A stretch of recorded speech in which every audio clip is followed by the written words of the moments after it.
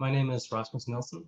I am director of the Reuters Institute for the Study of Journalism at the University of Oxford and professor of political communication at the university. The coronavirus crisis, of course, has demonstrated the incredible importance of independent news and professional journalism. We've seen a massive surge in news use in many countries around the world, both online and offline, and also seen numerous examples of the really important role that reporting plays, literally in saving lives in terms of ensuring that people have access to credible and accurate information from independent sources on matters of life and death, but also in terms of holding power to account. In particular, how governments have responded to the crisis or sometimes not responded at all, and how public funds have been used or sometimes misused as part of the response to the pandemic. And yet, we also, I think, need to remember that in particular online, this surge in news use often is from quite a low base. In most countries around the world where we have data, people really only spend a few percent of the time that they spend online, specifically with news publishers. And even with a big uplift, we're still talking about a small share of people's time spent online. And it's not just this. We've also seen how news use has often declined after the initial surge as the crisis dragged on. And in the UK, where we've surveyed people throughout the coronavirus crisis, we found, I think quite shockingly, towards the end of August, after the first wave of the coronavirus in the UK, that only 7% of people in the UK say that they feel that news media have made the UK response to coronavirus better, and that a massive 35%, more than 1 in 3 Brits, say that the news media have made the crisis worse. Now, why is that? I believe in the value and the promise of journalism, and I think most people who join an event like this believe in the value and the promise of journalism. But we have to confront the fact that much of the public does not. People often don't feel that journalism helped them understand the world around them. People often feel that news media do not, in fact, hold power to account. People often don't trust journalism, don't trust journalists, don't trust the news media. And with that sad backdrop, we shouldn't be that surprised that people don't spend that much time with us, even in a crisis like this. That represents, I think, a major and distinct challenge for journalism and for news media, because journalism exists in the context of its audience. Both the social and political role that journalism plays, as well as the sustainability of news as a business, or for that matter, public service media as an institution, rests on the connection between journalism and news and the public. And not only does news media face political attacks in many countries around the world, not only does news media face disruption because of the rise of platform companies and their dominance in the digital media environment, not only do news media face hostile attacks from parts of the public who call them fake news and mainstream media and whatnot, we also face, I think, a distinct and separate crisis that's about the public connection between journalism and much of the public. And there are many reasons for this. Some of them we have no control over or little control over. First of all, of course, we've moved from a low choice media environment to a very high choice media environment where people simply have more to choose from. And those who are most interested in news will consume more and more news from more and more different sources. They live in a cornucopia of abundantly available, high quality, really good, instantly available and cheaply accessible journalism. But we also have a greater number of people who are, at most daily users of news or even casual briefers, and many of them find other things more appealing and spend more time with other offers online than with news.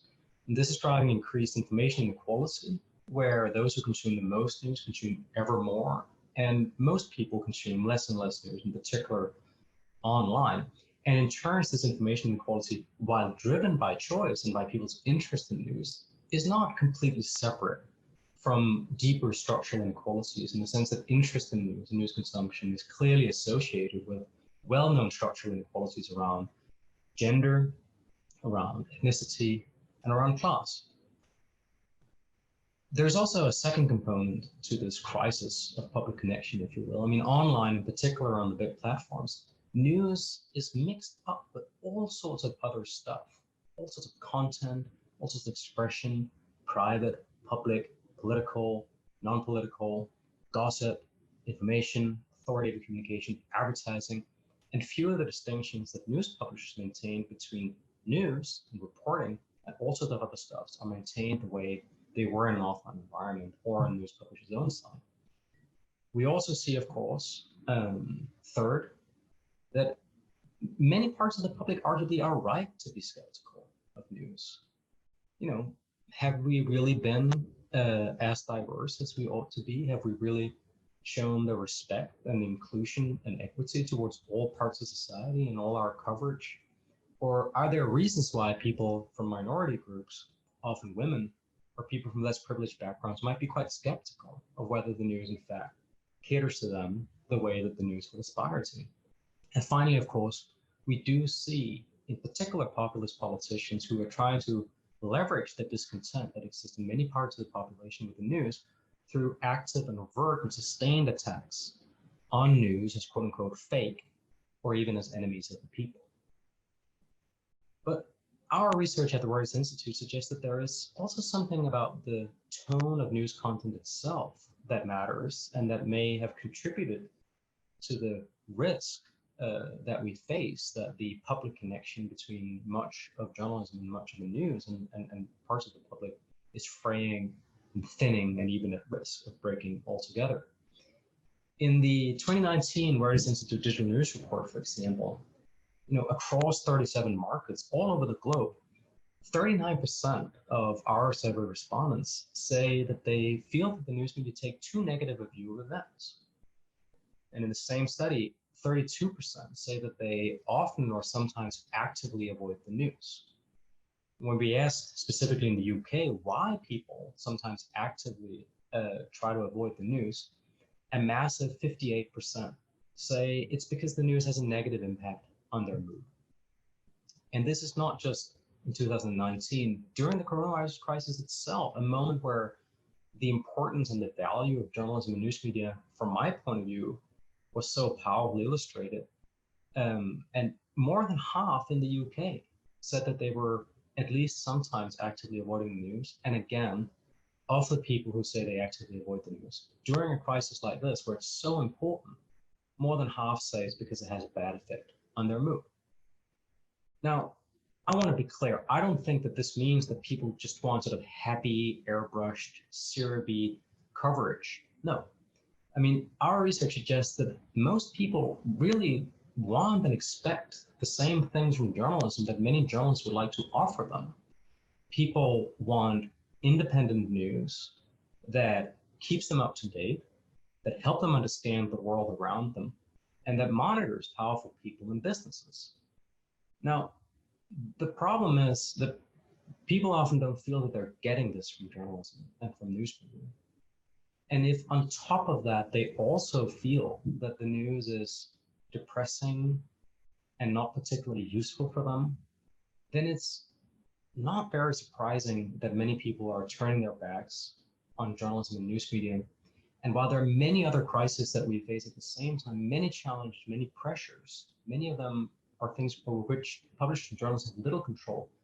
This one thing is something that we might actually be able to do something about and try to appeal to people on the basis of their fundamentally shared values with journalists, that they want information, that they want understanding, that they want accountability for those in power, but also to try to show that journalism is not only about, here are some things that went wrong in the world yesterday. It's also about recognizing that sometimes things work and sometimes we can learn something from those things that work. And sometimes people's lives can be enhanced by a better understanding of what someone somewhere got right, even if it isn't something that leads and leads. Thank you.